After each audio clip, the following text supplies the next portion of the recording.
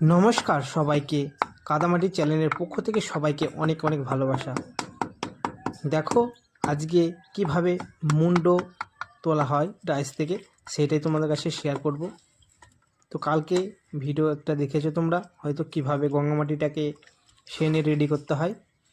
তো গঙ্গামাটি আমাদের সানা পুরো কমপ্লিট হয়ে গেছে, তোমরা তার ভিডিও দেখে নিয়েছো। তো আজকে তোমাদেরকে দেখাবো কিভাবে ডাইসের মধ্যে গঙ্গামাটি দিয়ে আমাদের মুন্ড, যে আমরা ঠাকুর প্রতিমার মুন্ডগুলো তুলি, সেগুলো কিভাবে তুলি সেটাই তোমাদের কাছে শেয়ার করব। তা পুরো ভিডিওটা তোমরা শেষ পর্যন্ত দেখবে। ঠিক আছে,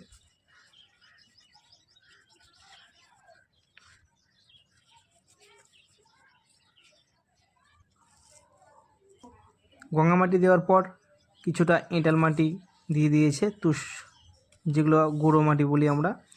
গঙ্গা মাটি প্রথমে দিয়ে ডাইসের মধ্যে, তারপরে তুষ মাটি দিয়ে এখন মুন্ডর যে সাইজটা হচ্ছে খুপটিউটো, সেটা বানিয়ে নিচ্ছে। তো এইভাবে আমরা মুন্ড তৈরি করে থাকি। তোমরা কিভাবে মুন্ড করো সেটা জানি না, হয়তো একজনা এক রকম করে মুন্ডগুলো তৈরি করে। তো আজকে এই পর্যন্ত ভিডিও, পরের ভিডিও আবার আসছে।